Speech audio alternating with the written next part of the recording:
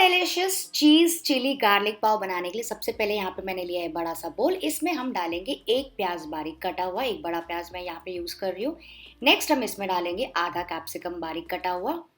फिर मैं इसमें डाल रही हूँ एक टमाटर, वो भी बारीक कटा हुआ, लेकिन इसके जो सीड्स है ना अंदर का गूदा वो मैंने निकाल दिए ताकि जो हमारी पाव है ना थोड़ी सी सौगी ना हो।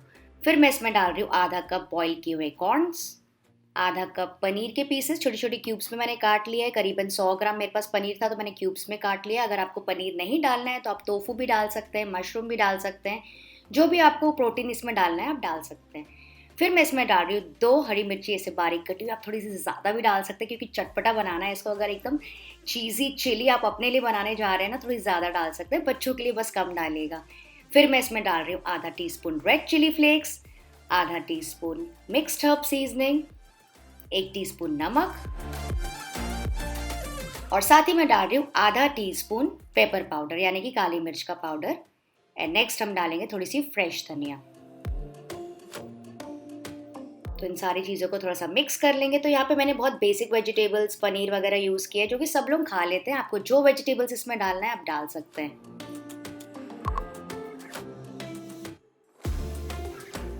तो ये देखिए अच्छे से मिक्स हो गया और अब इसमें हम ऐड करेंगे मॉइस्चर एंड क्रीमीनेस। तो इसके लिए मैं यहाँ पे डाल रही हूँ 2 से 3 टेबलस्पून मेयोनीज। तो ये एगलेस मेयोनीज है, आपको जो मेयोनीज पसंद है आप डाल सकते हैं। आप चाहें तो इसके बदले चीज़ स्प्रेड भी डाल सकते हैं। एंड साथ ही मैं डाल रही हूँ 2 से 3 टेबलस्पून टोमेटो सॉस। आप चाहें तो टोमेटो सॉस के बदले पास्ता सॉस भी डाल सकते हैं, जैसे पास्ता का सॉस घर पे होता है, या फिर आप चाहें तो टोमेटो सॉस और चिली सॉस को मिक्स करके डाल सकते हैं। जैसे आपको कॉम्बिनेशन पसंद है आप इसमें डाल सकते हैं। और इन सारी चीज़ों को मिक्स कर लेंगे एक बेसिक मसाला बनाने के लिए। तो आप देख सकते हैं कितना अच्छा सा मॉइस्चर आ गया, इसमें क्रीमीनेस भी आ गई है, टैंगीनेस भी आ गई है। तो ये मसाला आप चाहें तो सैंडविचेस में भी डाल के आप इसको एंजॉय कर सकते हैं। बहुत अच्छे ग्रिल सैंडविचेस बनते हैं इसके। तो इसको साइड में रख देंगे। तो नेक्स्ट हम बनाएंगे गार्लिक बटर, जिसके लिए मैंने एक बोल में मेल्ट किए 3 से 4 टेबलस्पून बटर। ये अमूल बटर ही मैं यूज़ कर रही हूँ, सॉल्टेड वाला। और उसके साथ ही मैं इसमें डाल रही हूँ 2 से 3 टेबलस्पून बारीक कटी हुई लहसुन, जिसकी वजह से इसमें बहुत ही अच्छा फ्लेवर आएगा। फिर मैं इसमें डाल रही हूँ थोड़ी सी रेड चिली फ्लेक्स कलर के लिए और थोड़ी सी फ्रेश धनिया या फिर पासली भी आप यूज़ कर सकते हैं। और इसको मिक्स कर लेंगे। तो ये हमारा बेसिक गार्लिक बटर रेडी हो गया। आप चाहें तो इसको बना के फ्रिज में भी स्टोर करके रख सकते हैं। ये फ्रेंड्स बहुत ही ज़्यादा फ्लेवरफुल होता है। अगर आप सैंडविचेस भी बना रहे हैं ना, इसको ऊपर से स्प्रेड कर लीजिए। बहुत मज़े के सैंडविचेस बनते हैं, बहुत क्रिस्पी और बहुत फ्लेवरफुल। तो हमारी दोनों चीज़ें तैयार हो गई, मसाला भी तैयार हो गया, मेल्टेड बटर भी तैयार हो गया। तो चलिए अपना पैन को सबसे पहले प्रीहीट कर लेते हैं। तो यहाँ पे मैंने रखी है बड़ी सी वॉक या फिर कढ़ाई आप यूज़ कर सकते हैं। नीचे एक रिंग डाल दीजिए और इसको ढक के प्रीहीट करना है मीडियम फ्लेम पे 8 से 10 मिनट के लिए।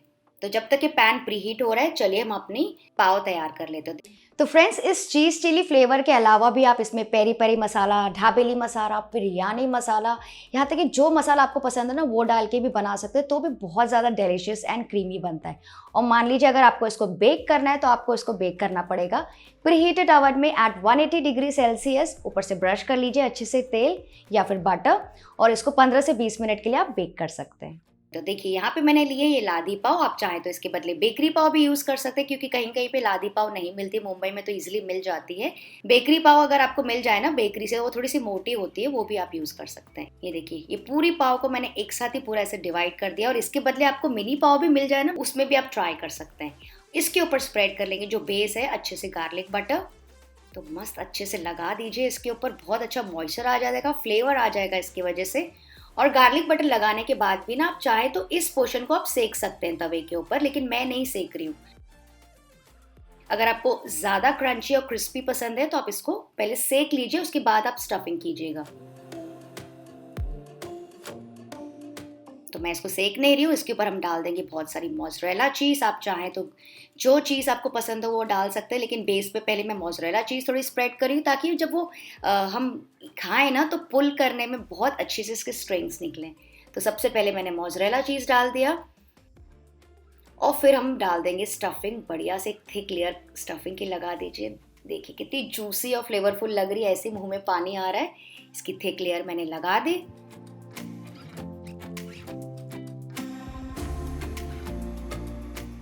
और फिर हम इसके ऊपर डाल देंगे थोड़ी सी ग्रेटेड प्रोसेस्ड चीज़। तो प्रोसेस्ड चीज़ आप नीचे भी डाल सकते हैं। तो मैं ये अमूल की यूज़ कर रही हूँ। और साथ ही मैं डाल रही हूँ थोड़ी सी और मोज़रेला चीज़।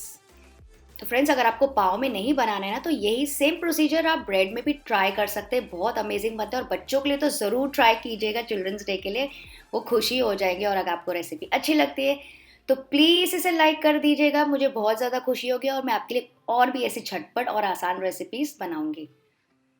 तो एक मैंने लेयर लगा दिया चीज़ का और उसके ऊपर थोड़ा सा और फ्लेवरफुल करने के लिए थोड़े से मिक्स्ड हर्ब्स डाल देंगे। आप चाहें तो ओरिगैनो, रेड चिली फ्लेक्स, जो हर्ब्स आपको पसंद है थोड़े से और डाल सकते हैं और इसको फिर ढक देंगे टॉप पार्ट से और थोड़ा सा प्रेस कर लेंगे, ज़्यादा नहीं। और फ्रेंड्स, क्या मैंने गलती कर दी ना, पहले इसको प्लेट में ही रख के इसको एक्चुअली करना चाहिए था। तो प्लेट अब मैं इसको ग्रीस कर रही हूँ, तो आप पहले से ही प्लेट को ग्रीस करके उसके ऊपर ही पाव बना दीजिए, क्योंकि क्या होता है नहीं, बहुत हैवी हो जाता है, फिर ट्रांसफ़र करने में थोड़ी सी प्रॉब्लम हो जाती है। तो ये गलती आप नहीं कीजिएगा। इसको धीरे से अब मैं ट्राई कर रही हूँ इसको इसके ऊपर रखने का। तो फटाफट इसको प्लेट के ऊपर प्लेस कर देंगे और ऊपर से लगा देंगे फ्लेवरफुल गार्लिक बटर। ये देखिए कितना अच्छा दिख रहा है, ऐसा लग रहा है मैं ऐसे ही खा जाऊँ इसको।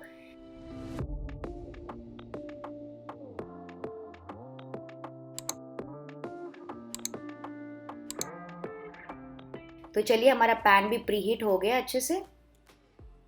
इसको इसमें प्लेस कर देंगे सावधानी से, क्योंकि पैन बहुत गर्म हो गया है इस वक्त। और इसको ढक के लो मीडियम फ्लेम पे हम रखेंगे करीबन 15 से 20 मिनट के लिए, जब तक कि चीज़ अच्छे से मेल्ट ना हो जाए।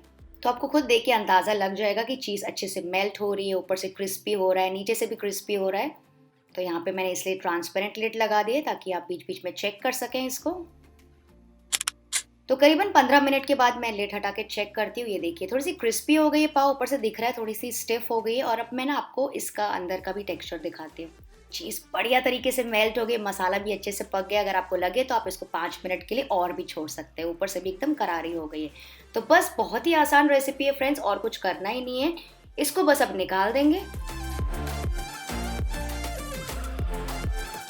और इस गर्मा गर्म पाव के ऊपर ही हम लगा देंगे थोड़ा सा और garlic butter. Oh my God, it's to die for. Friends, ये वाली रेसिपी इतनी ज़्यादा टेस्टी और इतनी ज़्यादा फ्लेवरफुल बनती है ना, इतनी ज़्यादा अमेजिंग चीज़ ही मैं आपको क्या बताऊँ। आप एक खाएंगे ना, जैसे लगेगा सारे खाते ही जाए, आप एक साथ ही पूरे 6 पाव भी खा सकते हैं, इतनी अच्छी बनती है। तो बस मैं आपको सब तरफ से दिखाती हूँ। देखिए चीज़ बढ़िया तरीके से मेल्ट हो गई है, पाव ऊपर से आपको दिख ही रहा है कि थोड़ा सा क्रिस्पी हो गया, अच्छे से पक गया है। मैं आपको अब निकाल के दिखाती हूँ। ओ माय गॉड, ये देखिए super cheesy, super flavourful, super amazing. I hope आपको आज की रेसिपी रियली अच्छी लगी होगी। अगर हाँ, तो प्लीज़ उस लाइक बटन को दबा दीजिएगा। तो ये देखिए पाव बराबर तरीके से पकी हुई है, चीज़ मेल्ट हो गई, ऊपर से भी क्रिस्पी हो गया है। मैं नीचे से भी आपको दिखाती हूँ, सुपर करारा। ये देखिए इसके अंदर की स्टफिंग। तो फ्रेंड्स, इसे ज़रूर ट्राई कीजिएगा और मुझे कमेंट करके बताइएगा कि आपको ये वाली रेसिपी कैसे लगी। मैं आपसे मिलती हूँ, आप सब अपना ख्याल रखिएगा और बच्चों के लिए ज़रूर ट्राई कीजिएगा। Bye bye.